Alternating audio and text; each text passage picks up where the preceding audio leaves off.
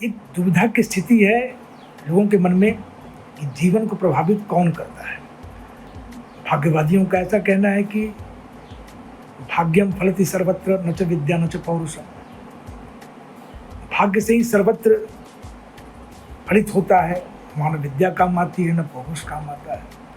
और पुरुषार्थवादियों का यह कथन कि नहीं सुप्तस्य सिंहस्य प्रविशन्ति मुखे मृगा, सोए हुए सिंह के मुख में बिना कर्म किए बिना पुरुषार्थ किए कोई मृग नहीं प्रवेश कर सकता है, उसके लिए उसको पुरुषार्थ करना ही पड़ेगा। शास्त्रों में 3 प्रकार के कर्म बताए गए हैं।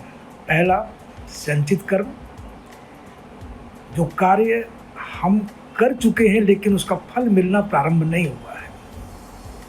दूसरा क्रियमाण कर्म या संचयमान कर्म, जो हम कर रहे हैं और इसका फल आगे मिलेगा। और तीसरा प्रारब्ध कर्म, जो हम कर चुके हैं और उसका फल मिलना प्रारंभ हो गया है।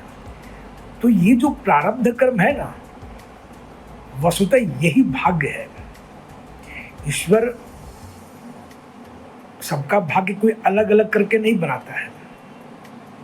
अगर ऐसा होता तो फिर ईश्वर को परम न्यायकर्ता नहीं कह सकते। सबके तकदीर में अलग अलग भाग, किसी को रंग, किसी को धनी, किसी को संत, किसी को डकैत, ऐसा नहीं बनाता है। इसलिए भाग्य और पुरुषार्थ में कोई अंतर नहीं है।